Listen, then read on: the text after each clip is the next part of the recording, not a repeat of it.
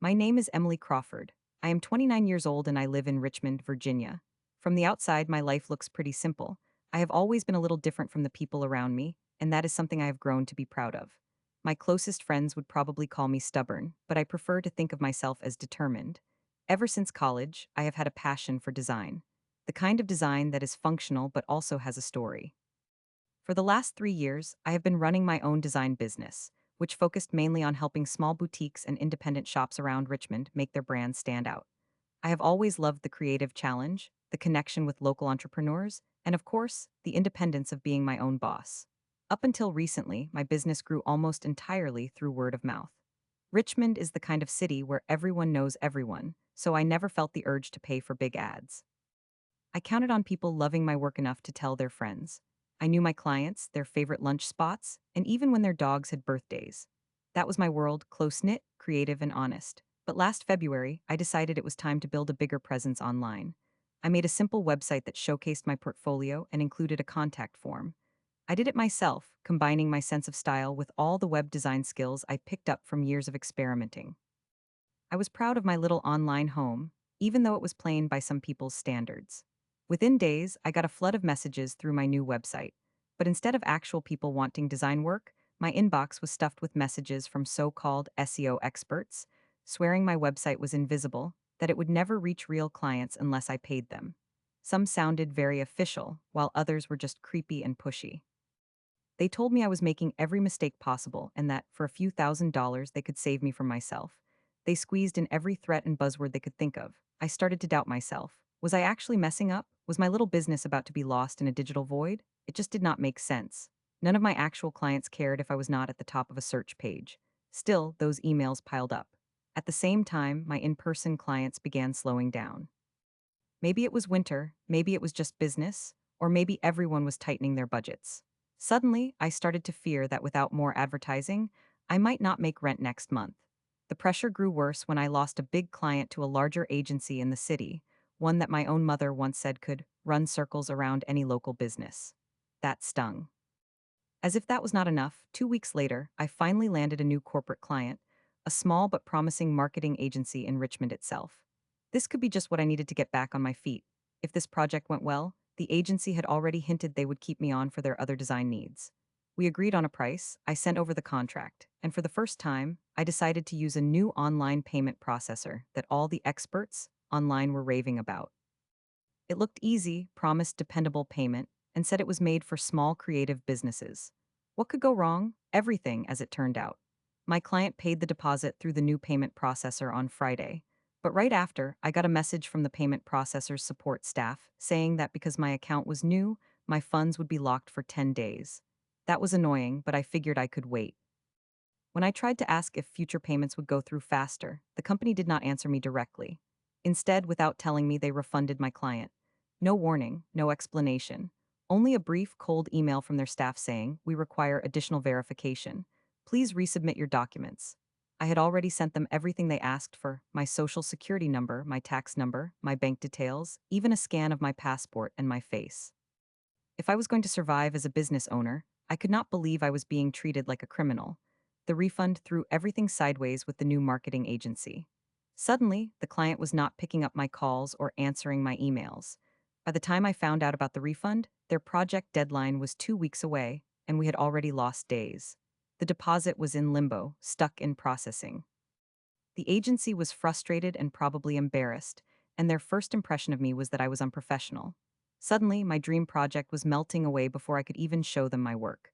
It all felt so unfair. None of this had to do with my talent or work ethic. It was all because I listened to the noise and tried to do things the proper way when my instincts said otherwise. I spent that night sitting at my kitchen table with a cold mug of coffee and a growing sense of dread.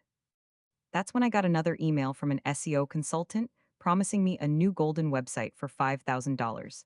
It felt like every system, every so called expert, was just waiting for someone like me to slip up. The next days were a blur of trying to fix everything. I called the payment processor, but there was no real customer support, only canned responses by email that did not even acknowledge my questions. The client stopped returning messages. They were worried about their reputation, too. I tried going back to my old way, reaching out personally to clients I had worked with before, but some of them already found new designers, worried that I was no longer reliable. It felt like I was caught in a trap made by algorithms and big faceless companies. Every day, more spam messages flooded into my inbox. Some even pretended to be clients, but their emails were obviously generic. It got to a point where I doubted myself. I started wondering if maybe I was not meant to run a business at all. At the lowest point, I walked through downtown one Saturday just trying to clear my head. That is when I saw a flyer, printed old fashioned and taped to a telephone pole outside a local bakery where I had done the chalkboard menus last spring. It was for a new co working space focused on ethical collaboration for independent creatives. Suddenly it hit me: no automation, no algorithms, no fake promises. Maybe my biggest strength all along, the reason people liked working with me, was that I actually cared, that I showed up in person, I was real. That night, I decided to stop letting all the fake experts dictate how I ran my business. I was tired of being a target for every vulture on the internet. If I was going to claw my way back, I needed to do it my way. I started by ditching the payment processor completely. I found an old fashioned Richmond based credit union that offered fast electronic transfers and even had a real person answer my calls. I rebuilt my website, but I made it even simpler with a big banner at the top saying, locally owned. Emily answers every call. I deleted the contact form and wrote my real phone number. No robots. No spam. Then I gathered the courage to attend the next gathering at that new co working space. I walked in, nervous, hoping for the best, but expecting more of the same pitch-why nonsense. Instead, I was greeted by a woman named Maribel who ran a vintage bookshop nearby. She was looking for someone to help her redesign her store's logo and window displays. She liked that I seemed, as she put it, approachable, not some high-rise agency. That night, I met two more business owners, a local roaster and a florist, who both asked for my card, and before I knew it, I had 3 projects lined up for the next month, all with people I had met face to face. The kind of clients who cared about a handshake and a good conversation over coffee more than a Google search result. Feeling hopeful, I put my energy into helping them. The projects brought me back to what I loved most: sitting in a sunlit shop, talking ideas, or sketching with a real pencil while the owner told me their story. Maribel introduced me to 5 other local businesses. Each one told me how tired they were of big brand, consultants, and fake internet experts. Word of mouth was working for me again, but now it was amplified by a small, tightly connected network. Not even a month had passed when the marketing agency that I thought I had lost called me back.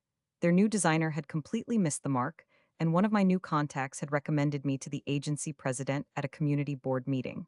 She wanted to give me another chance. This time, I set clear terms. I would use only my reliable payment method, no middlemen.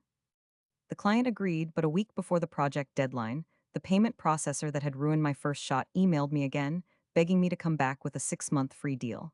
I laughed out loud. I attached a copy of my contract with the agency, redacted for privacy, and wrote back, I do not conduct business with companies that make promises they cannot keep, nor do I pay strangers to destroy my reputation. I sent it. It felt like closing a chapter.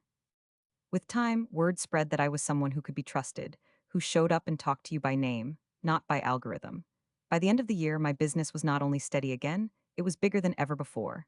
I even got an award from a local magazine as most trusted designer. The best part was seeing the vultures disappear.